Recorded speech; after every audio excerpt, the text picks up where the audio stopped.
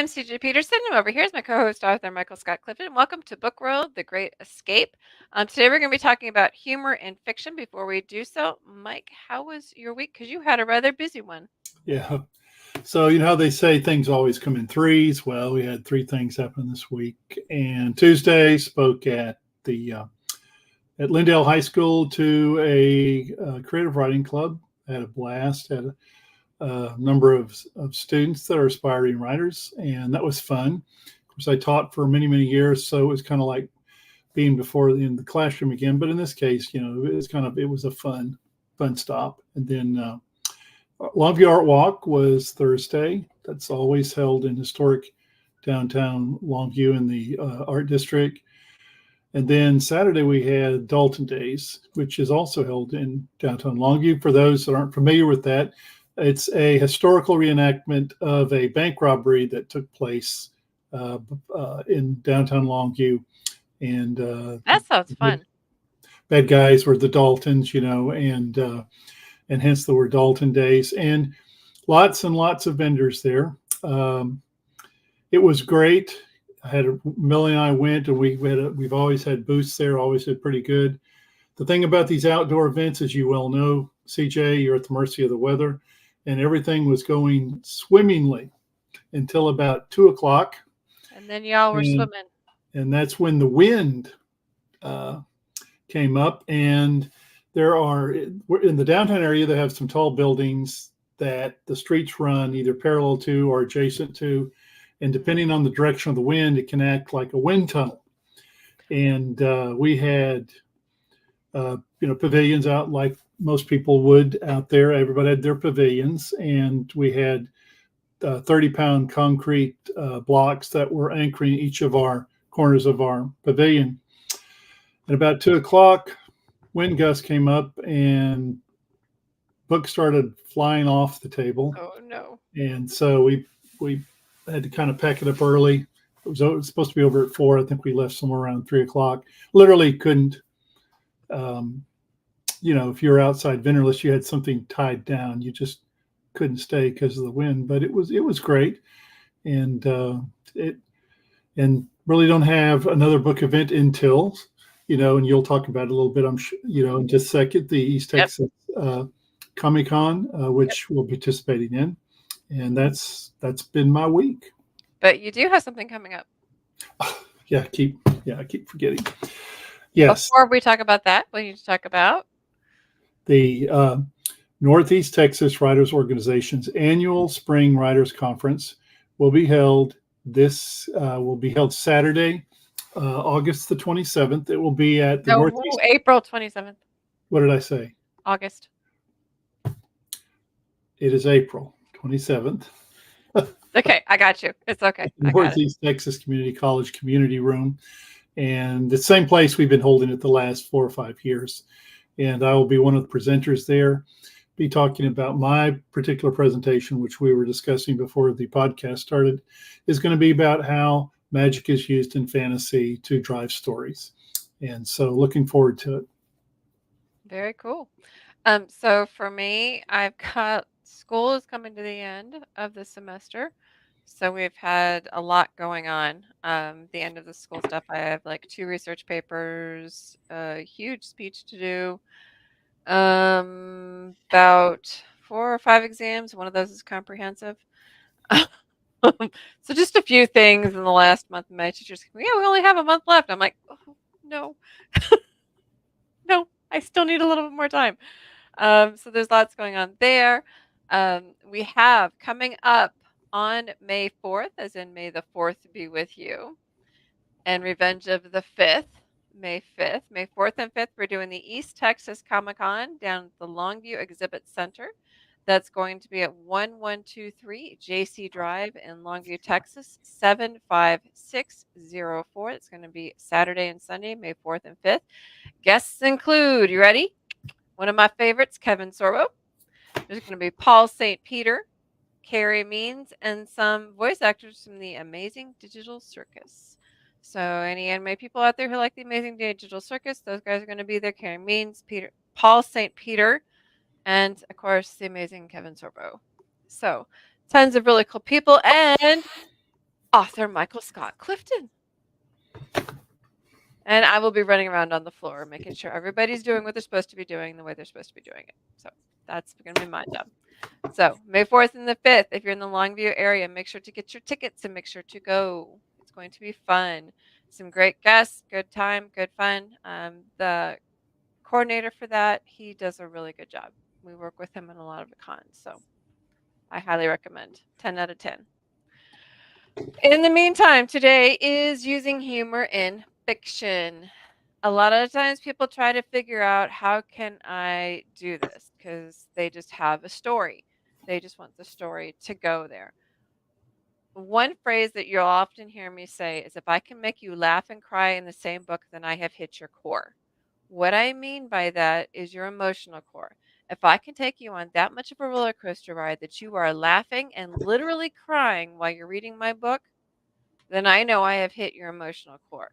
So, yes, humor does have a place because sometimes books can be really heavy in their story. You have to have that person to lighten it up. Sometimes it's a team of two guys in the trilogy who are firefighters who play practical jokes on everybody.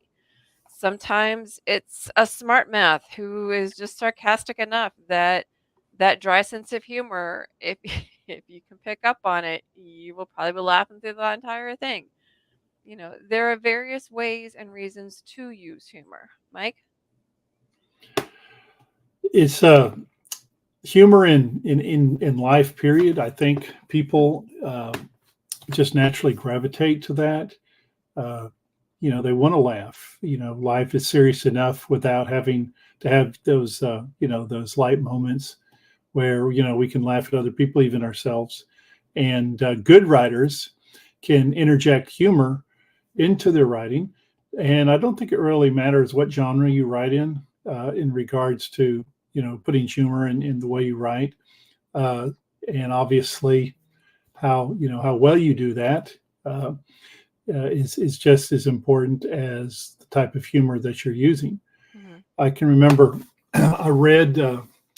I don't know how you do this, CJ, but sometimes I'll see movies Mm-hmm. that I discover when the credits roll that were actually based on a book, Mm-hmm. which I did not realize at the time I saw the movie until I saw the credits that they were based on a book. So a lot of times, if I really like the movie, I'll go back and I'll hunt up the book and I'll buy it and I'll read it. And one of those books was Forrest Gump.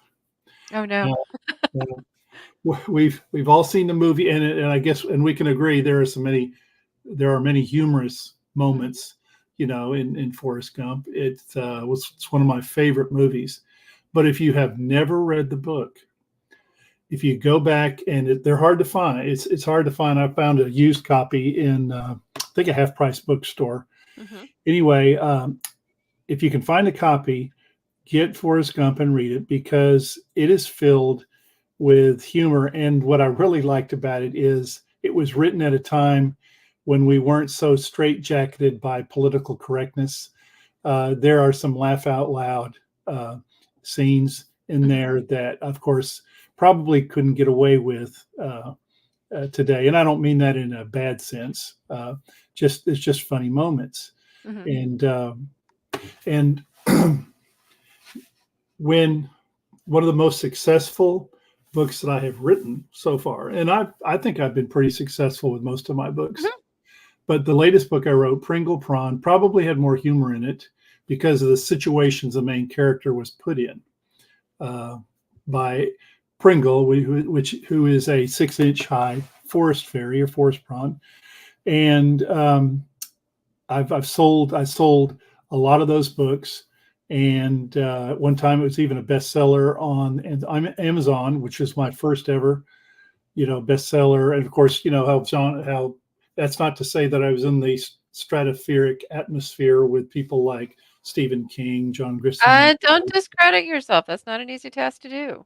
Well, I would Just take whatever. the win is what I'm Okay. saying. So I will take that. But Thank you. whatever credit was due, I think part of it was due because it had more humor in it Mm-hmm. than any other book that I'd ever written. And some of the feedback I got from some reviews and others pretty much pointed that out. So if and it's ironic, today we're talking about humor and fiction. Trust me, I can tell you that I have concrete evidence that Mhm. if you can interject humor in your writing, Uh-huh. you will get people that will read your books. Well, yeah, I mean, no one okay, books are entertainment, Right. okay? They're basically movies for the mind. Let's Hmm. just agree on that right there. So, if you have any story, are you going to want it to be kind of dull or boring or even action packed? You're going to need some sort of lightening up in there. There's a reason why there's the trope of the sidekick. Even in The Witcher, they had the bard.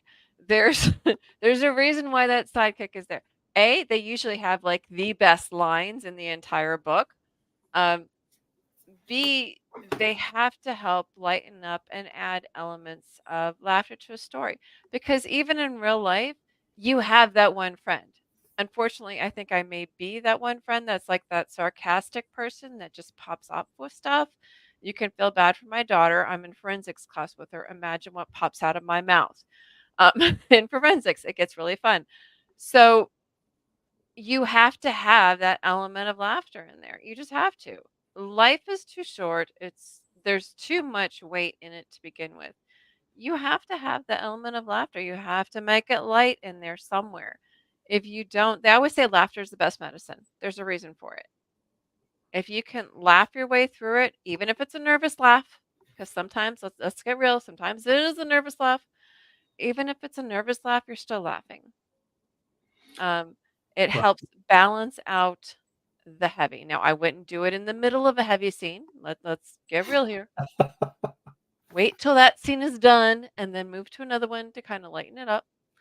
Um, but if you have a character in there who is known for sarcastic pop offs, then they can do those awkward pop-offs in the middle of like the scary scene, like, oh, I saw this in a movie, it did not end well.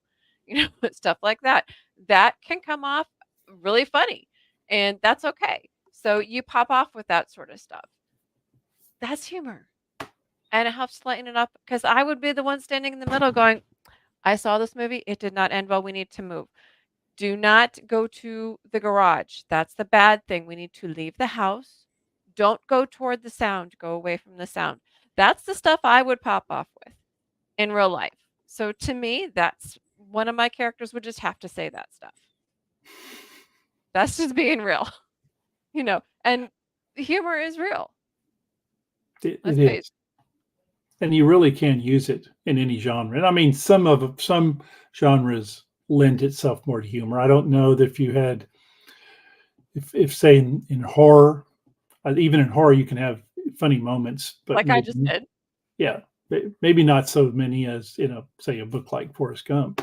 One of the examples when that uh, point out in something I've written is I have the Conquest of Vale series is a 4-book fantasy series. The first book is the Open Portal. And without getting into the weeds, the main character starts out as a bullied 18-year-old high school senior who's decided to take her life. Well, she's visited one night by her guardian angel. Guardian angels are kind of a well-worn trope. Hmm. So to make it a little bit different, I kind of modeled him after Hobbes in the movie Arthur, which if you've never seen is hilarious because Hobbes is this very dour, and sarcastic butler, and so the guardian angel was very dour and sarcastic, and so the main character in the open portal, her name was Mona. She's visited one night by her guardian angel, and of course, she doesn't know what's going on. She thinks she may be hallucinating, or that that maybe she's having a brain aneurysm or something. And so when this guardian angel just shows up in her room, she's kind of speechless, Hmm. right? Like most of us would be. And he says to her, uh, "They told me that you were smart, but you're stuttering. You can't complete a sentence. Why do I always get the dumb ones?" Oh, jeez. And of course, she gets mad and lets him have it. But it was a funny moment because she can't speak because this it's just this speechless because of this angel popping in front of her, Mhm. and he assumes that she's mentally challenged, and it's a funny moment, and so I think that kind of defines not just her as a character, but also that humor kind of defines him as well in a sarcastic sort of way. Mhm. And it's I think I think it helped move the story along, but I also think again that it helped define the characters. And so humor can be used in a lot of different ways, Oh, other yeah. than just cracking jokes. Yeah. But, I mean, but you gotta still have those, kind of like I think the best line that the bard has in The Witcher, and I will still quote this till the day I die, "That ship has sailed, sunk, and has landed comfortably in the bottom of the ocean." Um, I love that line. Um, Castle, if you've ever seen Castle, Castle has some epic lines in it, some hysterical the 2 detectives that are Castle alone has some good lines, but the 2 detectives are kind of like the sidekicks, they pop off with some good ones too, and it's usually when you're least expecting it, like, if there's like, have you seen is somebody, you know, undoubtedly is gonna pop off with some sort of remark, and that kind of stuff, you kind of learn to expect it, but when you're dealing with heavy subjects like murder, you're gonna eventually need something to lighten it up. When you're dealing with stuff, for example, the trilogy, I had military, I had, FBI, I had police. I needed something to lighten that stuff up. There was stuff blowing up all over the world. It needed to be lightened up. When I did the time travel one, the guy was used to time travel. She obviously not. So she was the sarcastic one. you know, there's ways to add that humor to it, and just think to yourself, how would I seriously react to, for example, the time travel one? It's oh no, it's chain reaction is the time travel one. So imagine you're sitting in a jail cell for a murder you didn't commit and you got convicted. You are found guilty and you didn't do it and you're sitting in a jail cell. And that night, all of a sudden, there's this guy that appears in your jail cell and come to find out that it is your great great grandson. What are you going to do? Think first of all that you're having a nervous breakdown and then kind of go from there. That's how the story starts when it comes with that. When you start off with something kind of fantastical like that, it's like it can only get more and more interesting, especially when they go back in time to 1813, 1922, and this one they go to 1986. In the short story for the anthology for Christmas that year, they went to I want to say 1642 Ireland. There's You can put humor in any time, especially if you're taking a person from, like, this time to a different time, because 'cause you're taking the humor of our time and applying it to a different time. They may or may not get it, but the reader will. Movies are a good analogy because again, so many movies are based on books, Mhm, and as we've talked about, um, oftentimes books are movies of the mind. mhm, And so when you read, basically it's a movie. It's just in a verbal sense. And of course, your brain is filling in the images from the words that you're reading. The Indiana Jones series is just full of those kinds of mhm, tongue-in-cheek humor. Uh, I think it was the first Raiders of the Lost Ark movie. Anyway, the heroine in there, the one that Indiana Jones is constantly having to rescue, she's griping, "Well, gosh, this why do all these things? Why does why does why do we always have all these things happening to us? Why do they continue?" And of course, and to which he says, "Really, happens to me all the time." mhm, And because things are never normal. And I and, of really course, do he's terrified of snakes, and he always yeah, lands in snakes. yeah. Why is it always snakes? Or like, in Harry Potter when Ron Weasley, why is it always spiders? And I honestly, I'm with him on that. I hate it. I don't understand why it's always spiders. I really do think I don't know what you think about this, CJ, but I really do think that humor in writing is a very underappreciated element of writing and of books. Mhm. And I think if there was more of it, I think we'd have some more few more successful authors. And I think too that maybe things wouldn't be so grim all the time. Mhm. You know, Yeah, um, I mean, and you can have there are ways to do it well, and there are ways to do it not well. Kind of like there are awkward social situations, there can be awkward social book situations. Don't do that. Just, make sure that your timing is correct. You kind of got to have that comedic timing instilled within you. Whatever character or characters, if it's a team of characters that are like that, they almost have to have like a comedy timing, not slapstick, but just like you were saying, like a tongue-in-cheek comedy, sometimes sarcastic, or you know, um, kind of like Merry and Pippin from The Hobbits. They can do practical jokes. That's fine. What about first breakfast? What about second breakfast? 11 Z's. You can have like little jokes here and there, and then those jokes slowly turn into like an inside joke between the reader and the characters because it comes up later as well. And the funny thing is the reader can laugh about it, but nobody else knows the joke because they haven't read the book unless they've read the book. And then it's like, okay, great, you bonded, you know the joke. So it's kind of cool because you're creating your own little culture by them reading whatever this series or this book is, and you've connected with that person. That's the beauty of reading. And if you can connect in that humor and you pick up on whatever that joke is, that's golden. one of the in Pringle Prawn, the latest book I've written, one of the characters is a housing HOA president, Hmm. uh, and she's very much uh, a not nice person, Hmm. and and takes her position as HOA president far too seriously. So next door is a house, an old rundown mansion that would make the Munsters from the TV series green with envy. And she's trying to get the owner of the house banned because he's not following HOA rules. So she marches up to the front door, which this Pringle has sprinkled a little magic fairy dust on the door, and the door is turned into a very sarcastic.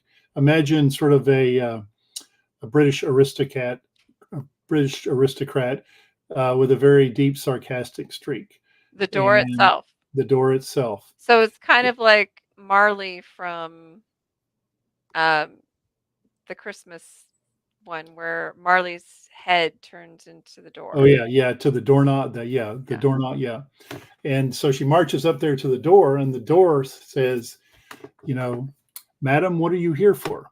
And of course, she's, "Whoa, what's going on? Are Madam, are you? Is there something wrong? Are you mentally unbalanced? I ask you a question." And of course, her reaction is shock first, amazement second, and third and last is terror, and she runs off like her pants are on fire. And it's a very humorous moment because of the interaction, because her character is, like I said, not a very sympathetic one. And Hmm. she meets her match with this very sarcastic door who tells her what she can do and where she could go with it. And it's funny. It's like what two normal humans would have, only, in this case, you have an enchanted door. And like I said, the HOA president. So you can, we could probably talk for weeks on ways you could inject humor into all sorts of situations with writing. I think the important thing, as you have stated, and we're talking about, is that it can be a very important element of an author's story. And it doesn't matter if it's the genre's romance, science fiction, fantasy, historical fiction, westerns. They can be used in virtually any setting or situation that you write about. Hmm. Julie Brock is here. Hey, Julie. Yeah, it can, and you just have to be able to, like I said, pretend like it's real life. How would you answer it? How Exactly. how would you put it in there and Right. make sure there's a flow in there. Don't force it. Hmm. If you force it, they'll be able to know. Um, but as the author itself, like I said before, if you can make them laugh and cry in the same book, then you fit that core. That's right. That's a Yeah, good point. Not I forcing it. made my sister-in-law cry. That was golden. If I can make my sister-in-law cry. Cry from laughing because she's laughing so hard. Oh, Yes. no, she was crying. Oh, she was crying. She texted me, she goes, "Here I am on a beach in Waikiki, and there's not a tissue in sight, and this happened." And I said, "I had compassion on your sister before you mentioned Waikiki Beach, you're on your own." There was something within the book that made her cry, and it usually makes everybody cry when they hit that point. But then later she texted me and she was laughing. So, yeah, I did that to my sister-in-law, which to me was, like, very hard to do. So it's kinda like if you could do that to, like, your brother-in-law or your sister-in-law, that's kind of really it's unique because that's almost like a badge of honor. Yep. Yep. And well, I just think that it's an important element. Humor is an important element Mhm, of an author's writing, and again, it lends itself a little bit more depending on the genre that you're writing in. I don't know that Stephen King, for example, uses a whole lot of humor in his book Carrie he needs to add a little humor. or It. It has to be appropriate. Salem's Lot. I read that one. That was one of those where you're afraid to turn the lights off when you're reading the books, and didn't see any humor in that one. But again, you can use humor in virtually every genre Mhm, uh, with your situations that you write, and even with any character that you create. mhm, Um, the only thing you're limited, as with anything with writing, is your imagination. exactly. Speaking of imagination, next week we are going to be having author Jacqueline Smith. She's a YA author, written books like Boy Band and Shipwreck Girl, are a couple of the ones that I have read of hers that are really good. So she's going to come and chatting with us. She's got lots of energy. Speaking of humor, she can pop off some good ones too. So make sure not to miss it. She is super fun and super sweet. So it's author Jacqueline Smith. She'll be here next week live at 4, same time, same place. Looking forward to that. Mike, you have 2 weeks, right, for your NetWo meeting where you're Yes. going to be speaking? And then we have 3 weeks for May the 4th and May the 5th be with you at the Longview, what was that? East Texas Comic Con. So don't forget that as well. In the meantime, y'all have a great week. We will catch you next week. Bye.